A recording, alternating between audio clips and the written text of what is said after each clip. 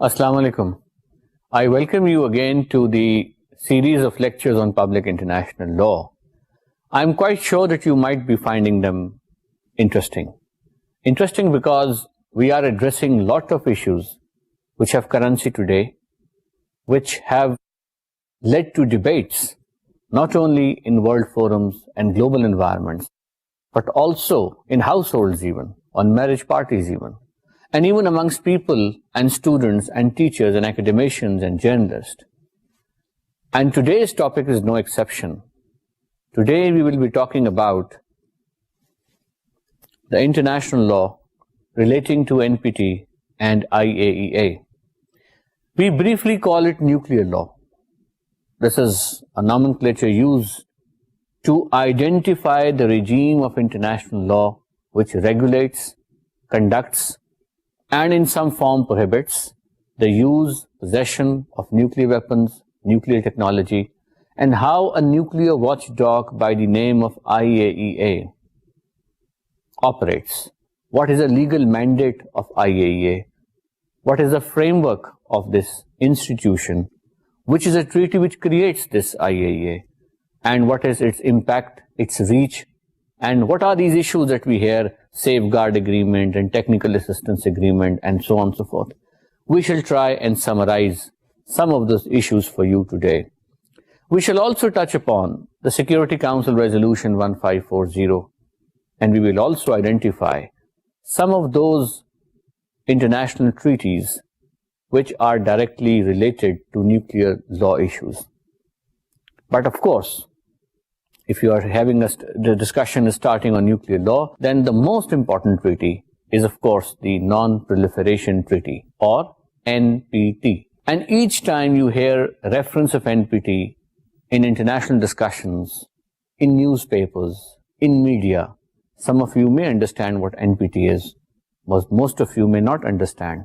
What is this NPT? What does it refer to? Is it a structure? Is it a treaty? Is it some kind of a species which dictates or controls the conduct of state in this area? We shall help you in identifying and clarifying some of the doubts relating to NPT and what is its legal nature and its actual structure. We should also then debate the rights of those countries which have ratified the NPT and the rights of those countries which have not ratified the NPT. And in that backdrop that we will portray in this lecture, I am hopeful that you will be able to put your perspective more clearly on a lot of current issues and previous issues and future issues that will keep cropping up in the area of nuclear law, because this is the area which is very, very important to all the countries. It is an area of national security. It is an area where the nations create their strategic objectives around the nuclear policies. And these treaties that we will discuss today in our lecture actually control this area, actually identify the legal corridors through which the nations or states design their strategy to achieve larger objectives, political gains, which is not our subject, but it helps us to identify how these objectives are realized over a period of time. So nuclear law is going to be an explosive area of discussion today. There will not be any explosions, of course, but I hope that I'll create an interest, a radioactivity of interest in you, which will propel you to stay tuned to this lecture. And if you have not listened to my earlier lecture, then you would understand that that lecture was also creating a background for this more specific lecture. In the previous lecture, I had given you a historical background of how nuclear law had emerged. What were the most important events that cannot be lost sight of when you are understanding nuclear law? And what were the most important texts and the treaties and resolutions which must be taken into account when you want to go into any kind of study of nuclear law? So today, our starting point of discussion is NPT, or Non-Proliferation Treaty. What does proliferation mean? Proliferation means phailao. کہ کسی چیز کو پرولیفریٹ ہونے سے آپ نے روکنا ہے. آپ اس لیے اس کا نام نان پرولیفریشن ٹریٹی ہے کہ کسی نہ کسی طور پہ آپ نے اس ایٹمی ہتھیاروں کے پھیلاؤ کو اور ان ہتھیاروں کی پرولیفریشن کو باقی ملکوں کے ہاتھوں میں اس کو روکنا ہے. سو یہ ٹریٹی جو ہے اس کا بنیادی مقصد ہتھیاروں کی پرولیفریشن کو، ان کے پھیلنے کو، ان کی ٹیکنالوجی کو ڈسٹریبیوٹ ہونے کو اور دوسرے ممالک کو ایکوائر کرنے سے ممنوع قرار دینے کے لیے یہ رجیم ایک کریٹ کی گئی. یہ ٹریٹی جو ہے یہ ایک بہت کریٹیکل ٹریٹی ہے. اس کے جو فنڈامنٹل فریم ورک ہے وہ میں آپ کو ایک ڈائیگرام کی شکل میں سمجھانا چاہتا ہوں تاکہ آپ کو اس کا ایسنس کلیئر ہو جائے. یہ ڈائیگرام آپ کو بنیادی اس کا مرکزی خیال آپ یوں کہیے یا اس کا جو اسپرٹ ہے یا اس کا جو سول ہے اس کو ایکسپلین کر دے گا کہ ہم ایگزیکٹلی اس ٹریٹی میں کیا اس سے ہم سمجھ رہے ہیں. فرض کیجئے یہ این پی ٹی اسٹیٹ کے ممبر ہیں، ان کے پاس کسی نہ کسی فارم میں یہ نیوکلیئر ٹیکنالوجی اویلیبل ہے. یہ اس کو ایک اور ملک کو پاس آن کرنا چاہتے ہیں یا کر رہے ہیں.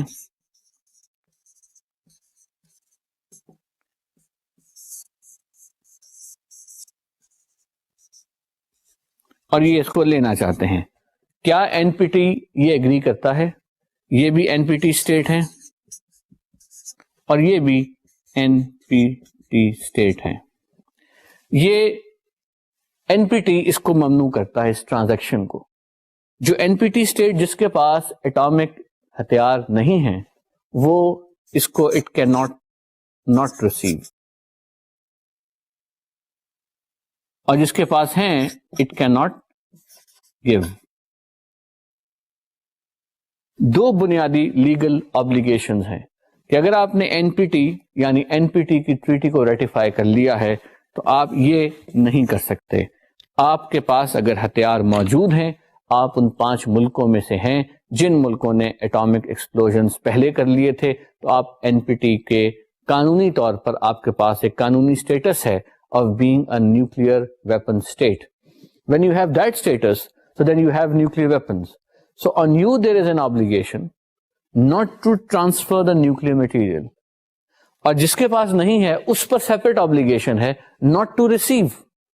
So اگر یہ ملک جو این پی ٹی کا ممبر ہے، اگر یہ کسی بھی طور پہ کوشش کرتا ہے، ایفرٹ کرتا ہے کہ نیوکلیئر اسٹیٹس ایکوائر کرے، تو یہ این پی ٹی ٹریٹی کی بریچ ہے، یعنی کہ اس کی خلاف ورزی ہے.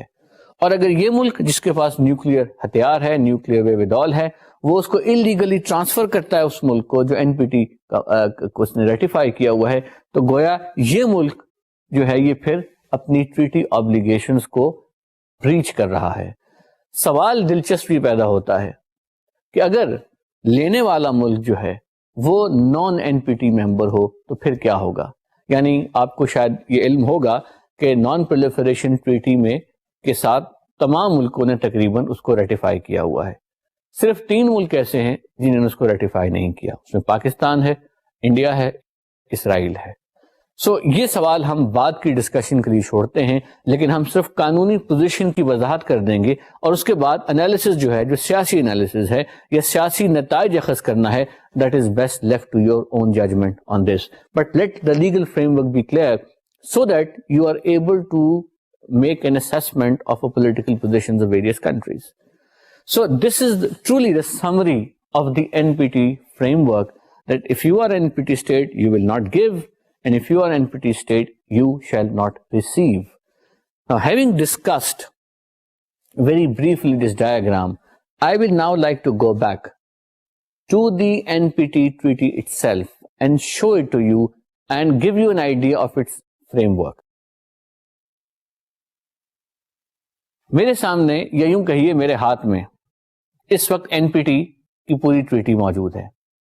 آپ جب اخبارات میں پڑھتے ہوں گے، سنتے ہوں گے، تو آپ کے ذہن میں اس کا ایک بہت دہشت ناک تصور ہوگا، کیونکہ یہ ظاہر ہے یہ ٹریٹی وہ ہے جو ایٹم بم سے منسلکہ مسائل کو ڈیل کرتی ہے، ایٹامک ہتھیار کے پھیلاؤ کو روکنے کی کوشش کرتی ہے اور ان پر ایک بڑی بھاری قدغن عائد کرتی ہے. اور دنیا بھر میں جہاں پر بھی سیکیورٹی کاؤنسل ہو، جنرل اسمبلی ہو، اقوام متحدہ کا فورم ہو، کوئی اور بائی لیٹرل نیگوسیشنز ہو، ملٹی لیٹرل نیگوسیشنز ہو، وہاں اس ٹریٹی کا ضرور ذکر آتا ہے. تو ذہن میں تو یہی آئے گا کہ غالباً یہ ٹریٹی بہت مشکل ہوگی، بہت طویل ہوگی، بہت وسیع ہوگی، مگر ایسا نہیں ہے. یہ ٹریٹی میرے ہاتھ میں ہے، اور اگر میں اس کے صرف صفحات گن کے آپ کو دکھا دوں تو یہ 1 2 3 4 5 صفحوں پر یہ ٹریٹی مشتمل ہے. سو یہ انتہائی مختصر ٹریٹی ہے ان سٹینڈرڈز کے سامنے رکھتے ہوئے بھی جن سٹینڈرڈز پر آج ٹریٹیز بن رہی ہیں. سو یہ اس کے ٹوٹل جو نمبرز ہیں، نمبر آف آرٹیکلز ہیں، وہ صرف 11 ہیں.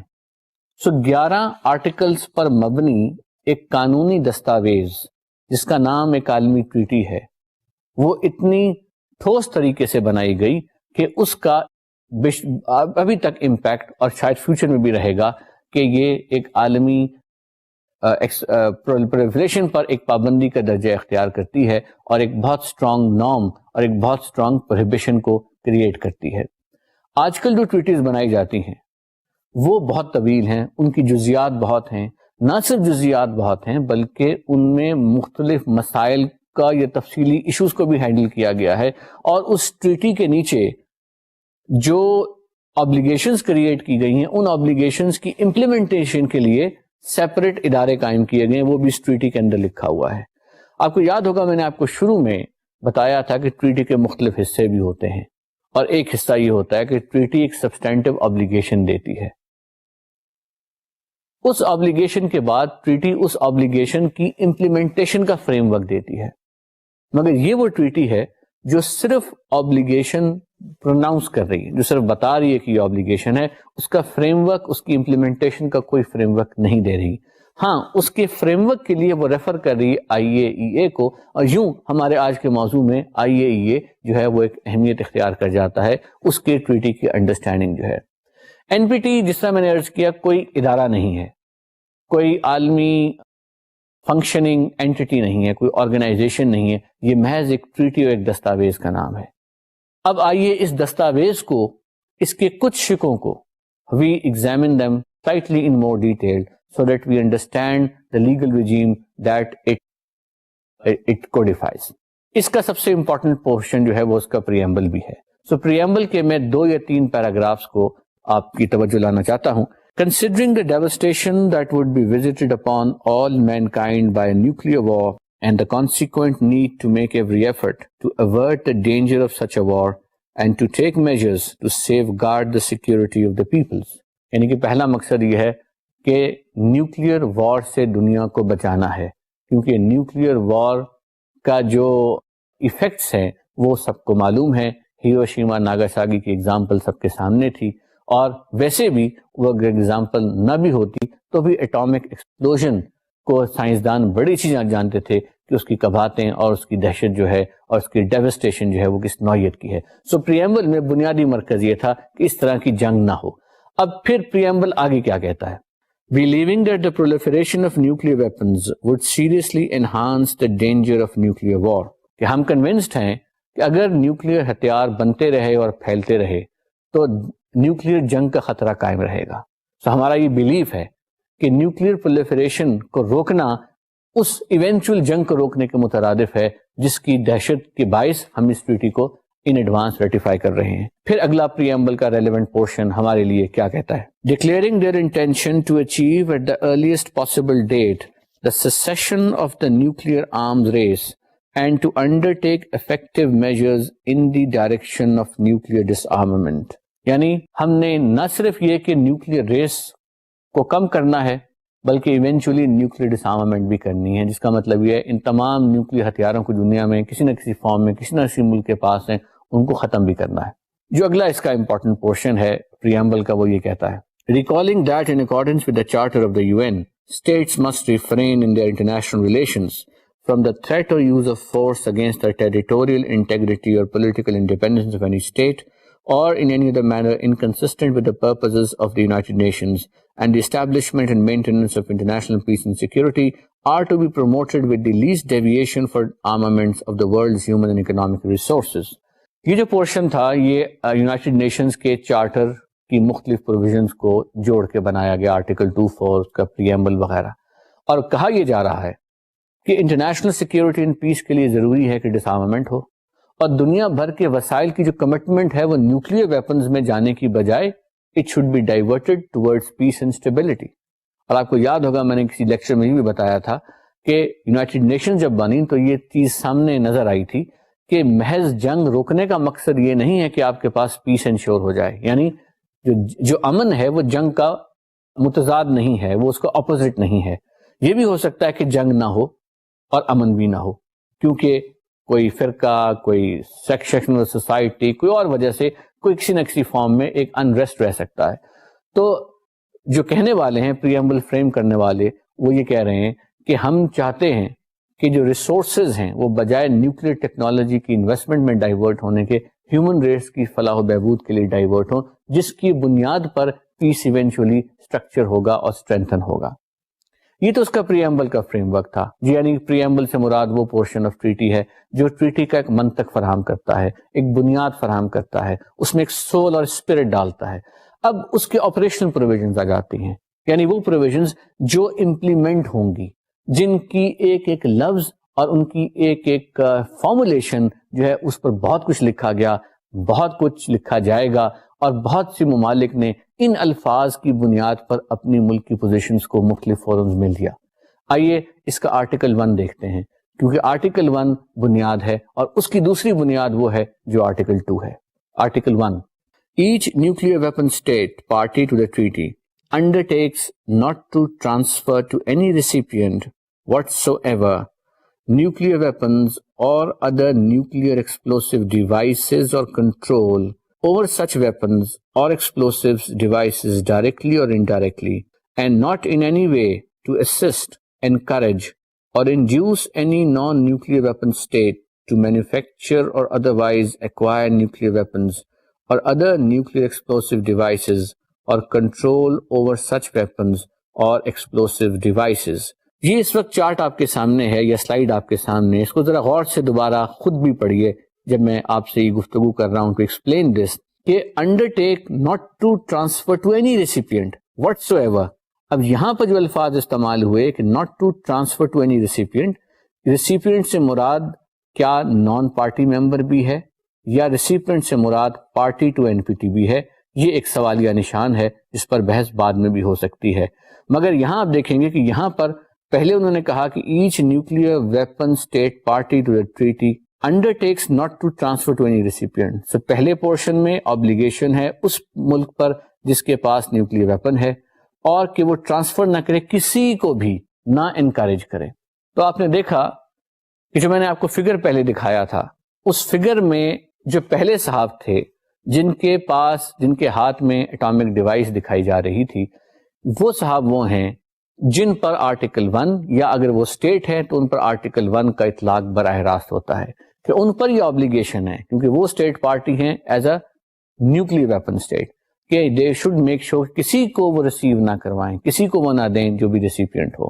سو یہ آرٹیکل 1 کا فریم ورک ہے. اب آئیے آرٹیکل 2, اس کی سلائیڈ اب آپ کے سامنے ہے, اس کو پڑھتے ہیں.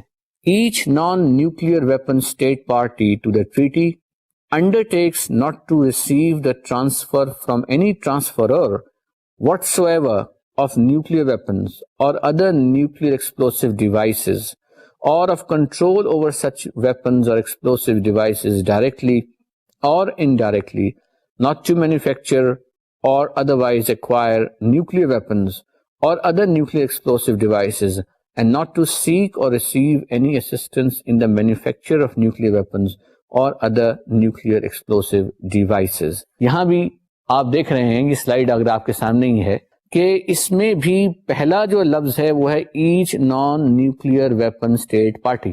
سو گویا یہاں پر obligation non nuclear state party پر کیا ہے کہ وہ ریسیو نہیں کرے گا, not to receive the transfer from any transferor. اب یہاں جو الفاظ استعمال ہوئے وہ ٹرانسفرور کے استعمال ہوئے, اس کے نہیں ہوئے کہ فرام اینی پارٹی اور نیوکلیئر ویپن اسٹیٹ پارٹی. سو اس طرح سے جب آپ ان الفاظ کو غور سے دیکھتے ہیں جو سلائیڈ پر ہیں, تو آپ کو اندازہ ہوتا ہے کہ اس کی فارمولیشن جو ہے وہ کتنی ٹھوس طریقے سے بنائی گئی ہے اس وقت جب اس کو ڈرافٹ کیا گیا تھا. آرٹیکل 2 جو ہے یہ بھی اسی, اگر آپ کے سامنے اسکرین پر میرا جو فگر ہے وہ دکھایا جائے گا تو اس میں آپ دیکھ رہے ہوں گے دوسرے صاحب میں نے بنائے تھے کہ جو ریسیو کرنا چاہتے ہیں, جو ریسیپینٹ ہیں, جو چاہے این پی ٹی کو ریٹیفائی کیا ہے یا نہیں کیا, تو وہ صاحب جو ہیں ان پر بھی آبلیگیشن ہے کہ وہ اس کو ریسیو نہیں کر سکتے. سو گویا اس فگر میں آرٹیکل 1 اور آرٹیکل 2 کا جو مرکزی خیال ہے وہ ہم نے ایک طریقے سے اس کو ایکوریٹلی پٹ اکراس کیا ہے for your visual comfort shall we say. Now we come to article 3. Article 3 جو ہے اس کا فریم ورک بھی بڑا دلچسپ ہے. آرٹیکل 3 جو ہے این پی ٹی کا وہ یہ کہتا ہے کہ جب آپ اس کی امپلیمنٹیشن کیسے ہوگی.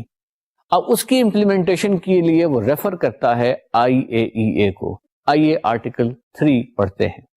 Each non-nuclear weapon state party to the treaty undertakes to accept safeguards as set forth in an agreement to be negotiated and concluded with the International Atomic Energy Agency in accordance with the statute of the International Atomic Energy Agency and the agency's safeguard system for the exclusive purpose of verification of the fulfillment of its obligations assumed under this treaty with a view to preventing diversion of nuclear energy from peaceful uses to nuclear weapons or other nuclear explosive devices. اسی slide پر آپ دیکھ رہے ہوں گے کہ 2-3 مختلف legal steps provide کیے جا رہے ہیں اس اینٹی کو جس نے این پی ٹی کو سائن کیا ہے, جو اسٹیٹ ہے, کہ each non nuclear weapon state to the treaty undertakes to accept safeguards, یعنی as set forth in an agreement to be negotiated and concluded with I A E A in accordance with the statute of IAEA. یہ statute کیا ہے؟ Statute سے ہماری مراد ایک اور ٹویٹی ہے جو آئی اے ای اے کو جنم دیتی ہے, وہ ہمارے پاس ہے, اس پر ہم ابھی تھوڑی دیر میں دوبارہ آئیں گے. لیکن آئی اے ای اے اس ٹویٹی کا پروڈکٹ ہے اور اس ٹویٹی میں سیف گارڈ کا ایک فریم ورک دیا گیا ہے. So obligation non nuclear weapon state پر این پی ٹی یہ ڈال رہی ہے کہ جب آپ نے این پی ٹی کو ریٹیفائی کر لیا, آپ نے اس پر سائن کر دیے, تو اس کے بعد آپ پر اب لازم ہے کہ آپ ایک سیف گارڈ ریجیم ایکسپٹ کریں آئی اے ای اے کے ساتھ, اور اس سیف گارڈ ریجیم میں آپ اس چیز کو ریکگنائز کریں کہ آپ کی انسٹرکشن ہو سکتی ہے, آپ کی ویریفیکیشن ہو سکتی ہے وغیرہ وغیرہ, بیکاز اس سیف گارڈ اگریمنٹ میں یہ سب چیزیں وہاں پر اسٹینڈرڈائز طریقے سے موجود ہیں. ان کا ذکر ہم اس وقت کریں گے جب ہم آئی اے ای کے اسٹیچوٹ کو ڈسکس کرتے ہیں. مگر آرٹیکل 3 کا انٹرسٹنگ لیگل فریم ورک یہ ہے کہ آرٹیکل 3 بیسیکلی یہ کہہ رہا ہے کہ ریٹیفائی تو آپ این پی ٹی کر رہے ہیں, اگر آپ نے آئی اے ای کو ریٹیفائی نہیں بھی کیا ہوا تو بھی آپ پر آئی اے ای کی نیگوشیٹڈ سیف گارڈ ارینجمنٹ آپ پر وہ ایپلیکیبل ہوگا. تو یہاں ہم دیکھتے ہیں کہ ایک انٹرنیشنل ٹریٹی کی ریٹیفیکیشن آپ کو دوسری انٹرنیشنل ٹریٹی کے امپلیمنٹنگ فریم ورک میں لے آتی ہے. یہ ایک دلچسپ لیگل ارینجمنٹ ہے. اس دلچسپ لیگل سوال کی افادیت قدرے کم ہو گئی بیکاز تقریباً تمام ممالک نے آئی اے ای اسٹیچوٹ کو ریٹیفائی کیا ہوا ہے. سو اس لیے آئی اے ای اسٹیچوٹ اگر آپ نے ریٹیفائی کیا ہوا ہے تو بائی ورچو آف دیٹ آپ کو ویسے بھی سیف گارڈ کی جنرل آبلیگیشنز ہیں. Again we will come to that when we move on to the I A E safeguard and I A E statute it so article 3 کو ہم نے discuss کیا. جو اب important article ہے in the framework of non proliferation treaty وہ ہے article 6. Article 6 آپ کے سامنے سلائڈ پر ہے, اس کو پڑھتے ہیں. Each of the parties to the treaty undertakes to pursue negotiations in good faith on effective measures relating to cessation of the nuclear arms race at an early date and to the nuclear disarmament, and on a treaty on general and complete disarmament under strict and effective international control. اس article کا منطق کیا ہے, اس کا frame work کیا ہے؟ اس article کا بنیادی منطق یہ تھا کہ ہم آگے جا کے ایک اور آرٹیکل دیکھیں گے جس میں این پی ٹی نے 5 ملکوں کو درجہ دے دیا قانونی ایٹمی ملک ہونے کا, لیجیٹیمیٹ نیوکلیئر پاور ہونے کا. اب وہ 5 ملک جو ہیں وہ ہیں جنہوں نے اس ٹریٹی کی آمد سے پہلے دھماکے کیے تھے. سو ان کو ایک لیگل سٹیٹس مل گیا ہے, ان کا status as a nuclear power recognise ہو گیا. مگر جن ملکوں کا نہیں ہوا اور جن ملکوں نے اپنی اس آپشن کو گیو اپ کر دیا, اب جب آپ نے این پی ٹی ریٹیفائی کیا یعنی کہ اس ٹریٹی کو ریٹیفائی کیا تو بحیثیت ایک ملک کے آپ نے فار ایور یہ رائٹ فورگو کر دیا کہ آپ نیوکلیئر ویپن بنا سکتے ہیں یا بنائیں گے. سو گویا آپ نے اس ٹریٹی کو ریٹیفائی کرتے ہوئے یہ کہہ دیا کہ میرا ملک اب کبھی بھی نیوکلیئر ویپنز نہیں بنائے گا، نہ انہیں ایکوائر کرے گا. سو 5 ملکوں کے علاوہ باقی تمام دنیا کے ملکوں نے لکھ کر یہ کہہ دیا اس کو ریٹیفائی کرتے ہوئے کہ ہمارے ممالک جو ہیں یا ہمارا انڈیویجول ورک یا ہم سب جو ہیں ہم نیوکلیئر ویپنز ایکوائر نہیں کریں گے. اب یہ بہت بڑی انڈرٹیکنگ ہے. یہ آپ کی سیکیورٹی اور آپ کی اسٹریٹجک گولز کے حوالے سے ایک بہت بڑی انڈرٹیکنگ ہے جو انڈیفینٹ کیریکٹر کی ہے. اب جب یہ ٹریٹی نیگوشیٹ ہو رہی تھی تو ان ممالک نے جن سے یہ کہا جا رہا تھا کہ آپ کبھی بھی نیوکلیئر ویپنز نہیں بنائیں گے، انہوں نے کہا کہ جناب ہم تو ٹھیک ہے نہیں بناتے، مگر جن کے پاس ہیں وہ بھی تو یہ وعدہ کریں کہ وہ اپنے نیوکلیئر ویپنز کو ختم کر دیں گے. تو اس پر بڑی ڈیبیٹ ہوئی، بڑی نیگوسیشنز ہوئی، اور اس نیگوسیشنز کے نتیجے میں آرٹیکل 6 آیا جس میں یہ obligation ہے، بیکاز اس وقت کوئی یہ تیار نہیں ہو رہا تھا جو ممالک جن کے پاس نیوکلیئر ویپنز تھے کہ وہ کوئی تاریخ دیں کہ ہم اس تاریخ تک 2050 تک 2060 تک یا وٹ ایور 1995 تک ہم اپنے نیوکلیئر آرسنل کو ختم کر دیں گے. اس نیوکلیئر ویپن کو ختم کرنے کو کہتے ہیں ڈس آرمامنٹ، کہ آپ نے اپنے آپ کو ڈس آرم کر دیا. تو وہ یہ کہہ رہے تھے کہ جی آپ اگر ہم سے یہ کمٹمنٹ لے رہے ہیں کہ ہم نیوکلیئر ویپنز نہ ایکوائر کریں تو آپ بھی تو یہ کمٹمنٹ دیجئے کہ آپ کے پاس جو نیوکلیئر مٹیریل ہے اور نیوکلیئر ہتھیار ہیں آپ ان سے بھی اپنے آپ کو ڈس آرم کر دیں گے، ان کو ختم کر دیں گے. یہ تھا وہ پس منظر جس میں آرٹیکل 6 نیگوشیٹ ہوا. اور آرٹیکل 6 کی لینگویج اس نیگوسیشن کے عمل کی وضاحت بھی کرتی ہے. So if you go back to this slide again I will point out this fact to you. For example, come back to this language. It says each of the parties to the treaty undertakes to pursue negotiations in good faith. اب یہاں پر اس کو dilute کیا گیا. Obligation absolute nature کی نہیں ہے کہ you will negotiate. Undertakes to pursue negotiations in good faith. So آپ pursue کریں گے negotiations, conclude بھی نہیں کریں گے. آپ pursue کریں گے negotiations کو good faith میں، نیک نیتی کی بنیاد پر.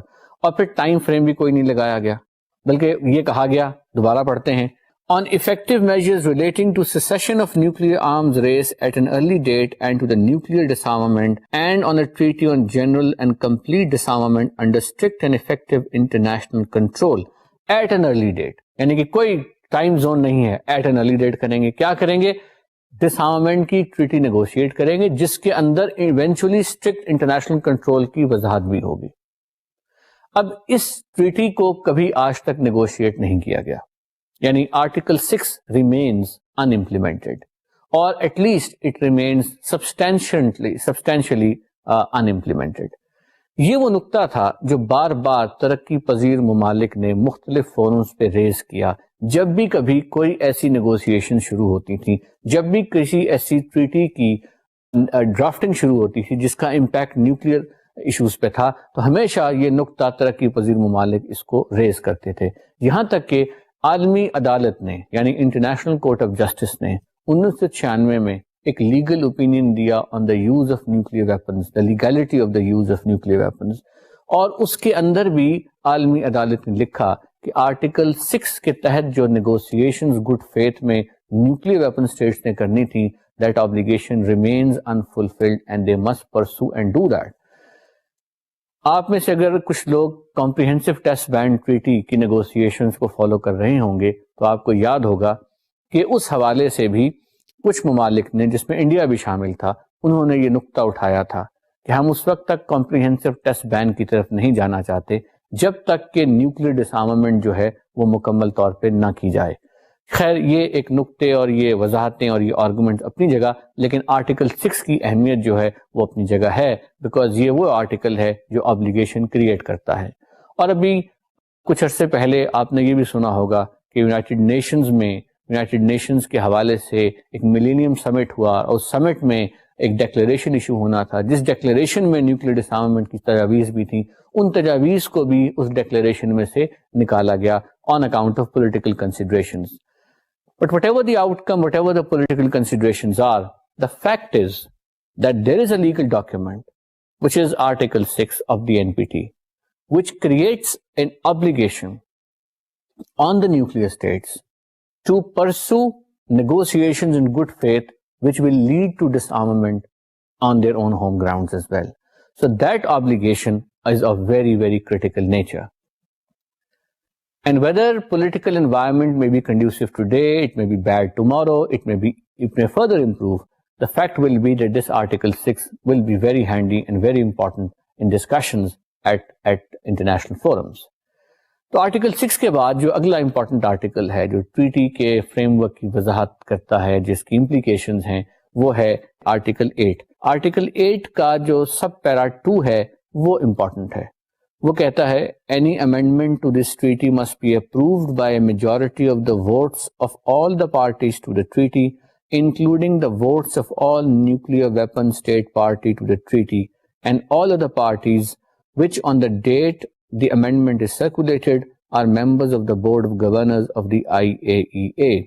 یہ بیسیکلی یہ کہہ رہا ہے کہ اگر آپ نے اس ٹریٹی کو چینج کرنا ہے، اس میں کوئی امینڈمنٹ لانی ہے، تو وہ امینڈمنٹ لانے کے لیے آپ کے پاس ان تمام ممالک کی اکثریت ہونی چاہیے جنہوں نے اس ٹریٹی کو ریٹیفائی کیا ہے، اور علاوہ ازیں آپ کے پاس جو نیوکلیئر ویپن اسٹیٹس ہیں وہ بھی اگری کرنی چاہیے، اور اس کے علاوہ جو آئی اے ای اے کے بورڈ آف گورنرز کے اس وقت ممبر ہیں جب امینڈمنٹ سرکولیٹ ہوئی ہے، ان کو بھی اگری کرنا چاہیے to agree for this change اور امینڈمنٹ ان دا ٹریٹی.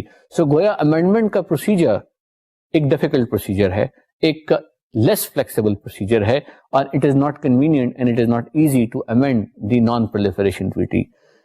اس کی وجہ سے جو اگلا نقطہ ہمارے سامنے آئے گا وہ یہ ہے، انڈیا اور پاکستان کے تناظر میں خاص طور پہ جب انڈیا اور پاکستان نے نیوکلیئر ایکسپلوژنز کیے تو سوال یہ تھا کہ کیا پاکستان کو قانونی طور پر نیوکلیئر ویپن اسٹیٹ کا درجہ ملے گا یا نہیں.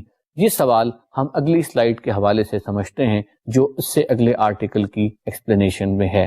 Article 9 sub article 3 This treaty shall enter into force after its ratification by the states, the governments of which are designated depositories of this treaty, and 40 other states signatory to this treaty and the deposit of their instruments of ratification. یہ important ہے. For the purposes of this treaty, a nuclear weapon state is one which has manufactured and exploded a nuclear weapon or other nuclear explosive device prior to 1st January 1967. یہ جو آخری میں نے جملہ پڑھا، یہ وہ جملہ ہے جو 5 پاورز کو قانونی آئیڈینٹی، قانونی شناخت دیتا ہے انڈر این پی ٹی. یہ واحد جملہ ہے، اس میں پاورز کا مینشن نہیں ہے، اس میں ان ملکوں کا نام مینشن نہیں ہے، اس میں ایک تاریخ کا ذکر ہے کہ 1 جنوری 1967 سے پہلے جتنے ملکوں نے نیوکلیئر ویپن ایکسپلوڈ کیا ہے یا اس کا استعمال کیا ہے وہ جو ہیں ان کو ہم نیوکلیئر ویپن اسٹیٹ کہیں گے. سو اس سے پہلے 5 ملک تھے تو ان کو نیوکلیئر ویپن اسٹیٹس کا درجہ آپ ہی سمجھیے کہ آخر حاصل ہو گیا. مگر اس کے ساتھ ساتھ جو ایک اور امپورٹنٹ چیز ہے کہ اب جو میں نے سوال درمیان میں ریز کیا تھا کہ پاکستان نے نیوکلیئر ایکسپلوژن کیا بیکاز اس سے پہلے انڈیا نے کیا تھا، اور اس کے کرنے کے بعد ابھی سوال ابھر رہا ہے کہ کیا پاکستان کو قانونی ایٹمی پاور کا درجہ ہونا چاہیے.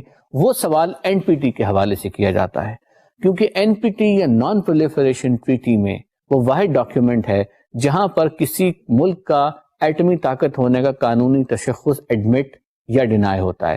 ایڈمٹ اس حوالے سے کہ 1 جنوری 1967 سے پہلے تو ظاہر ہے پاکستان نے ایکسپلوژن نہیں کیا، یہ ایکسپلوژن بعد میں ہوا. سو اب اگر آپ قانونی تشخص چاہتے ہیں اور قانونی سینکشن چاہتے ہیں اینڈ لیجیٹیمیسی چاہتے ہیں تو that legitimacy can come only if the N P T is actually amended. اور امینڈمنٹ کے لیے جو پروسیجر ہے وہ میں نے تھوڑی دیر پہلے پڑھا جو اس سے پچھلے آرٹیکل میں تھا کہ اس کا ایک بہت طویل پروسیجر ہے، اس کے لیے ایک بہت کمبرسم ریکوائرمنٹ آف میجورٹی ہے جو حاصل ہونا بہت مشکل ہے.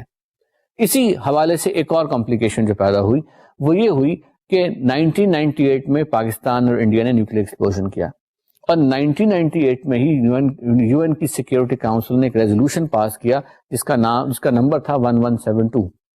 یہ وہ ریزولوشن ہے جس میں انڈیا اور پاکستان کے نیوکلیئر ایکسپلوژن پر سیکیورٹی کاؤنسل نے مذمت کی، اور مذمت کرتے ہوئے اس ریزولوشن کے اندر لکھا کہ انڈیا اور پاکستان کو نیوکلیئر ویپن اسٹیٹ کا درجہ یا لیگل اسٹیٹس نہیں دیا جائے گا. سو یہ ایک اور اضافی قدغن سیکیورٹی کاؤنسل نے عائد کر دی اس ایفرٹ پر جو پاکستان چاہ رہا تھا یا انڈیا چاہ رہا ہے کہ اس کو نیوکلیئر ویپن اسٹیٹ کا درجہ دیا جائے. سو جب بھی آپ یہ ڈیبیٹ سنتے ہیں کہ کیا پاکستان از اے لیجیٹمیٹ نیوکلیئر ویپن اسٹیٹ، اس سوال کی بنیاد این پی ٹی ہے، اور این پی ٹی کا وہ آرٹیکل جو ابھی میں نے پڑھا اور اس سے پہلے والا article. So whenever you are talking of legitimacy you are generally linking your argument with N P T and this specific article of the N P T. So I hope that this would have clarified some of the issues that we have been listing about the legitimacy of the nuclear weapon state and so on and so forth. The last important article which is worth mentioning today in this session is the article which relates to the withdrawal from the treaty. This is Article 10. اس کی slide آپ کے سامنے ہے، اس کو پڑھتے ہیں. Each party shall in exercising its national sovereignty have the right to withdraw from the treaty if it decides that extraordinary events related to the subject matter of this treaty have jeopardized the supreme interests of its country. It shall give notice of such withdrawal to all other parties to the treaty and to the United Nations Security Council 3 months in advance. Such notice shall include a statement of the extraordinary events it regards as having jeopardized its supreme interest. جس طرح کسی بھی معاہدے میں جب آپ داخل ہوتے ہیں تو آپ کا یہ بھی حق ہے کہ آپ اس معاہدے سے باہر آ جائیں یا اس سے ودرا کر لیں. عموماً یہ حق بہت ریڈیلی، بہت کنوینئنٹلی ایکسرسائز نہیں کیا جا سکتا، مگر اس کا بھی ایک پروسیجر اس ٹریٹی میں دیا گیا ہے کہ اگر آپ اس ٹریٹی سے نکلنا چاہتے ہیں اور ودرا کرنا چاہتے ہیں تو آپ کو ایک اسٹیٹمنٹ بنا کر سرکولیٹ کرنی ہوگی جس میں آپ یہ آئیڈینٹیفائی کریں گے کہ آپ کے ملک کے کون سے سپریم انٹرسٹ ہیں جو جیپرڈائز ہو رہے ہیں اس ٹریٹی کے ساتھ وابستہ رہنے سے. اور جب آپ اس کی نریشن دیں گے اور اس کو آپ سرکولیٹ کریں گے یو این میں اور باقی جگہوں پر، تو توقع یہ کی جاتی ہے کہ اس کے 6 مہینے بعد یہ ودرال افیکٹو ہو جائے گا. مگر توقع یہ کی جاتی ہے کہ اس دوران تمام ممالک آپ کو قائل کریں گے، آپ کو پرسویڈ کریں گے، اور آپ کو جو سیاسی کنسیشن چاہیے یا جو آپ کے اور عزائم ہیں ہو سکتا ہے ان پر وہ آپ کو منا لیں اور آپ سے آپ کا ودرال نوٹس جو ہے وہ ودرا کروا دیں.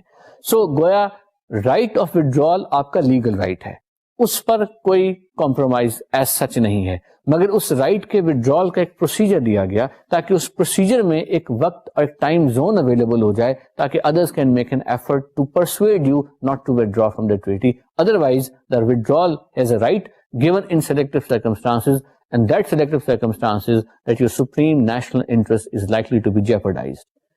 In the real life situation, north Korea کی سچویشن میں آپ نے دیکھا کہ نارتھ کوریا نے withdrawal notice اپنا جو تھا وہ اسی طرح دیا تھا کچھ سال پہلے، اور اس withdrawal notice کو دیتے ہوئے نارتھ کوریا نے کہا تھا کہ ہماری کمپلینٹس ہیں جو یو ایس کے ساتھ ہمارا ایگریمنٹ ہے، یونائٹڈ اسٹیٹس نے اس کو بریچ کیا ہے. ایونچولی پھر نیگوسیشنز ہوئیں اور پھر نارتھ کوریا کا ودرال نوٹس جو تھا اس کو فریز کر دیا گیا، اس کی اسٹیٹس کو فریز کر دیا گیا، اور بعد میں مور ریسنٹلی اس پہ پھر ایک کمپلیکیشن آئی، مگر وہ بہت تفصیل میں جانے کے مترادف ہوگا. But important thing is that there is a possibility of withdrawal from the non-proliferation treaty, and there is a mechanism, and that mechanism is under the scrutiny of a lot of other states as well. The last provision of Article 10, is also very important. It sort of gives a life to the NPT. اس کی slide پڑھتے ہیں. 25 years after the entry into force of the treaty, a conference will be convened to decide whether the treaty shall continue in force indefinitely or shall be extended for an additional fixed period or periods. This decision shall be taken by a majority of the parties to the treaty. یعنی یہ کہا جا رہا ہے کہ اس treaty کے 25 سال بعد ایک کانفرنس ہوگی، اس کانفرنس میں یہ ڈسکس ہوگا کہ اس ٹریٹی کو مزید ایکسٹینڈ کیا جائے 5 سال کے لیے یا اس سے اضافی 5 سال کے لیے، اور کیا سلوک کیا جائے. موجودہ صورتحال یہ ہے کہ وہ 5 سالہ ریویو کانفرنسز کئی مرتبہ ہوئیں، جس کے بارے میں نے پچھلے لیکچر میں آپ کو ان کی ڈیٹس بھی دی تھی، اور ان ریویو کانفرنسز کے بعد اب جو فائنل ریویو کانفرنس ہوئی اس میں انہیں یہ ڈیسائیڈ ہوا کہ اس ٹریٹی کو انڈیفینٹ پیریڈ کے لیے ایکسٹینڈ کر دیا جائے. گویا اب اس ٹریٹی کا نفاذ جو ہے وہ فار ٹائمز ٹو کم ہے. یہ آپ نے دیکھا کہ این پی ٹی جو ہے اس کا فریم ورک کیا ہے. So that you become more clear on the framework of IAEA, on the framework of NPT, and also how these two treaties supplement each other, and how do they provide a coordinated regime. Because NPT میں نے بتایا only provides substantive provisions. IAEA is basically an institution which implements not only NPT but other obligations under its own statutes as well. So IAEA نہ صرف نئی قانون سازی کسی حد تک کرتا ہے بلکہ قانون ایک عالمی ادارے کا آئین بھی ہے. So we will understand some of those provisions and see how do they interlink with each other. IAEA کا جو ادارہ ہے اس کو کریٹ کیا گیا by a treaty جس کا نام ہے IAEA statute, یعنی اسٹیچوٹ جو ہے اس ٹریٹی کا نام ہے, اس ملٹی لیٹرل ٹریٹی کا. یہ NPT سے پہلے وجود میں آ گیا تھا. سو اس کا بنیادی مقصد ہم نے پچھلے لیکچر میں بتایا, وہ یہ تھا کہ جو peaceful use of nuclear energy ہے اس کو دنیا بھر میں ریگولیٹ کرے, اس کا ریگولیٹر بن جائے کہ جہاں جہاں آپ نے ایٹمی توانائی سے بجلی پیدا کرنی ہے, علاج کرنا ہے, ریڈیشن ہے, ایکس ریز ہیں, ان تمام چیزوں کی جو موومنٹ ہے, اس تمام ٹیکنالوجی کی جو موومنٹ ہے اس کو IAEA جو ہے وہ کنٹرول اور ایڈمنسٹر کرے.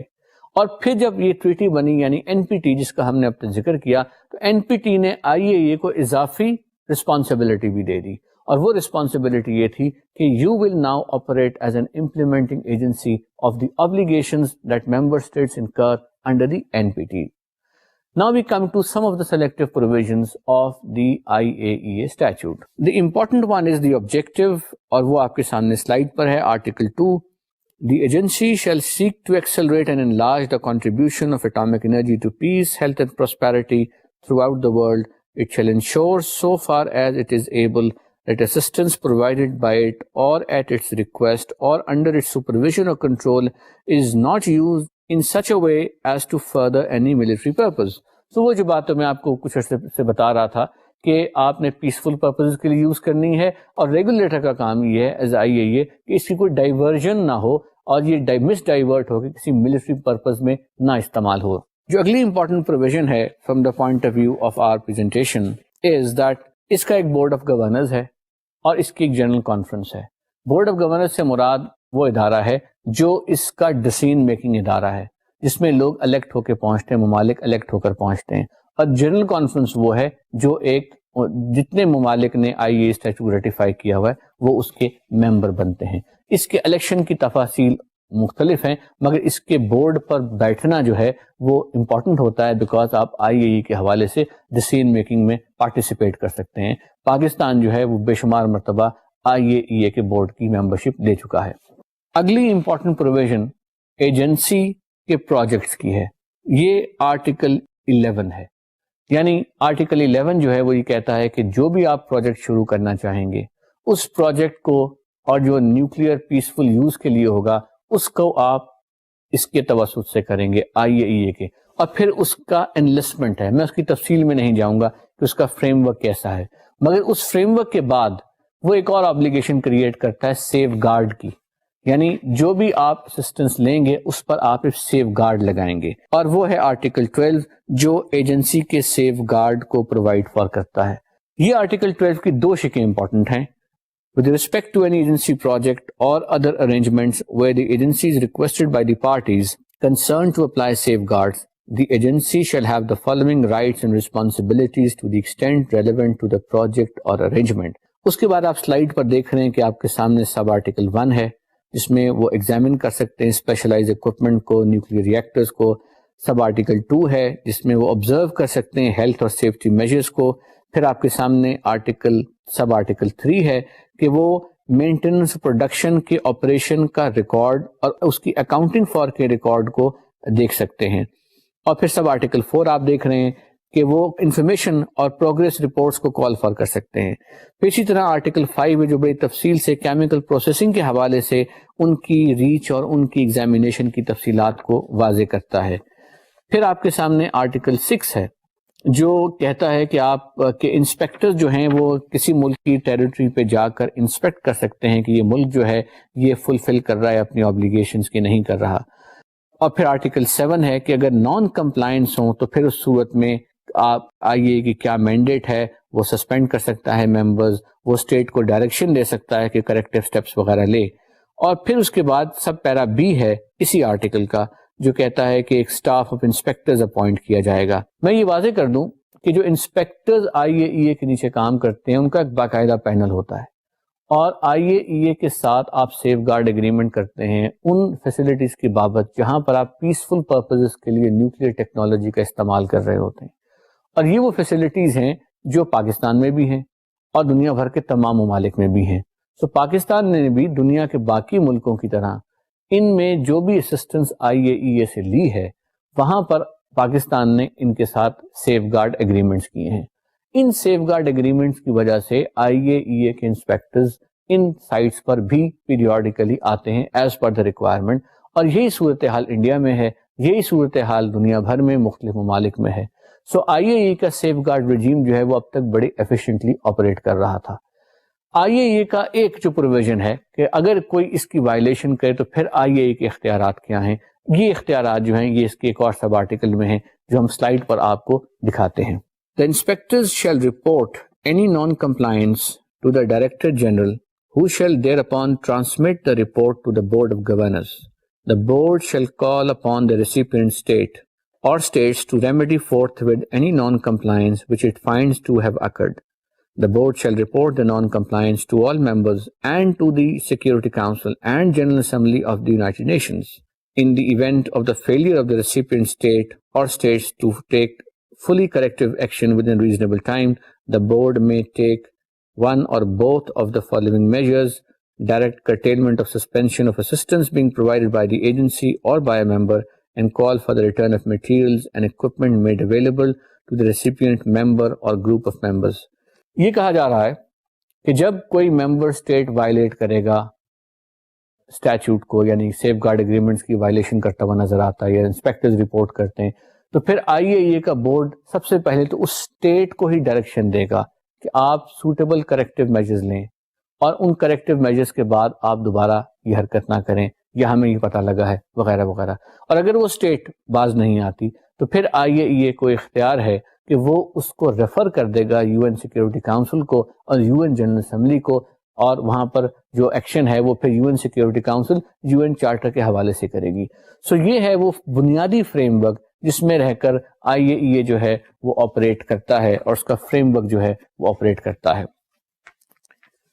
IAEA کے فریم ورک کے حوالے سے ایک اور بات یاد رکھیے کہ انٹرنیشنل اٹامک انرجی ایجنسی جو ہے اس نے یہ ایک فریم ورک ڈیولپ کیا جو NPT کے ساتھ ساتھ تھا، مگر اس میں ایک تھوڑی سی کمپلیکیشن آئی. کمپلیکیشن یوں آئی کہ یہ دیکھا گیا کہ اگر کوئی ایسا ملک جس نے NPT کو ریٹیفائی کیا ہوا ہے، اگر وہ ملک یہ چوز کرے کہ it wants to have a covert operation for development of nuclear weapons, تو کیا IAEA سیف گارڈ اس کو کر سکتا ہے؟ اس کا جواب تھا نہیں.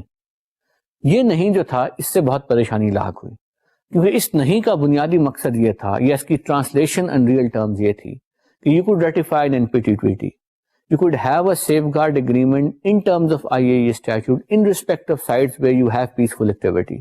But if you are conducting a military activity anywhere, then apparently you do not have an obligation to have a safeguard agreement with respect to that military facility. Then the question was, that military covert operation will stay outside the supervisory jurisdiction of the IAEA. And in order to curb that, in order to limit that, then IAEA thought of creating another concept, another legal treaty called Additional Protocol. یہ وہ additional protocol تھا جو 1990s کے early negotiate ہوتے ہوتے finalise ہوا، اور اس کا بنیادی مقصد یہ تھا کہ اسٹیٹس کو یہ کہا جائے کہ آپ ڈیکلریشن والنٹیرلی طور پہ دیں اپنی تمام سائٹس کی، خاص طور پہ وہ اسٹیٹس جو نیوکلیئر جو ویپن اسٹیٹس ہیں، so that they make sure that کوئی اسٹیٹ جس نے نیوکلیئر جس نے NPT ریٹیفائی کیا ہے وہ کوئی کوورٹ آپریشن میں کوئی ڈیولپمنٹ آف نیوکلیئر ڈیوائسز کی ڈائریکشن میں نہ جائے. سو ایڈیشنل پروٹوکال ایک اضافی ٹریٹی، ماڈل ٹریٹی کے طور پہ سامنے آیا جو اس رجیم کا ایک انٹیگرل حصہ ہے. ایڈیشنل پروٹوکال کے علاوہ کچھ اور ایشوز جو امپورٹنٹ ہیں، کچھ اور ٹیکسٹ جو امپورٹنٹ ہیں ٹو ریممبر، یا ٹریٹیز جو اس ایریا میں امپورٹنٹ ہیں. ہمارے پاس ٹائم نہیں ہے کہ ہم سب کی تفاصیل میں جائیں، مگر ایک لینڈ مارک ٹیکسٹ جو سگنیفیکنس رکھتا ہے وہ UN سیکیورٹی کاؤنسل کی ریزولوشن 1540 ہے. 1540 ریزولوشن جو ہے وہ ایک منی کنونشن کا درجہ اختیار کرتی جا رہی ہے. یعنی پاس تو یہ یونائٹڈ نیشنز کی سیکیورٹی کاؤنسل نے کی, اور اس ریزولوشن میں یہ کہا کہ کسی نان اسٹیٹ ایکٹر کو آپ پابند نہیں کر سکتے, یا کسی نان اسٹیٹ ایکٹر کو آپ ٹرانسفر نہیں کر سکتے, آپ اپنی کنٹرول اس کے اوپر لائیں گے. اور یہ وہ اتنی دلچسپ ریزولوشن ہے کہ اس کے جو فٹ نوٹس میں ڈیفینیشنز تک لائی گئیں. سو اس کا جو درجہ ہے وہ almost of a money convention ہے. اور اس ریزولوشن کے نیچے انہوں نے ایک کمیٹی بنائی ہے, اور دنیا بھر کے ممالک کو اس کمیٹی کو پیریوڈیکلی رپورٹ کرنا ہوتا ہے کہ انہوں نے کیا کیا اقدامات لیے in order to implement 1540. So 1540 travels slightly beyond, not slightly actually, it travels comprehensively beyond the mandate of NPT and creates obligations now on states to ensure that there is no proliferation to the extent of non-state actors. So 1540 improves upon the legal regime of against proliferation. There are other treaties as well, one can go on, but I'll just list them for you so that you know that they exist and they are important. For example, they are on the slide now. The Convention on Early Notification of a Nuclear Accident 1986, Convention on Nuclear Safety, Convention on Assistance in Case of Nuclear Accident or Radiological Emergency, Vienna Convention on Civil Liability for Nuclear Damage, Convention on Third-Party Liability in the Field of Nuclear Energy, Convention on Maritime Carriage of Nuclear Substances, Convention relating to civil liability in the field of maritime carriage of nuclear material, Convention on the liability of operators of nuclear ships, Convention on the safety of spent fuel management and on safety of radioactive waste management. And then there is additional legislation going on now whereby additional protocols are being negotiated which will now get plugged into some of these conventions and try and fulfill and carry forward any other areas which are left or open cracks. For example, the Proliferation Security Initiative, which has been initiated by certain countries, has now been converted into a law in a protocol which has been negotiated by International Maritime Organization. So one can go on and give you a more detailed understanding, and perhaps a program would be required on each of these conventions. I would stop here because I think I'll comprehensively confuse you now towards the conclusion of this session, and I would like that you retain the clarity which we made an attempt should come to you in explaining the NPT and IAEA.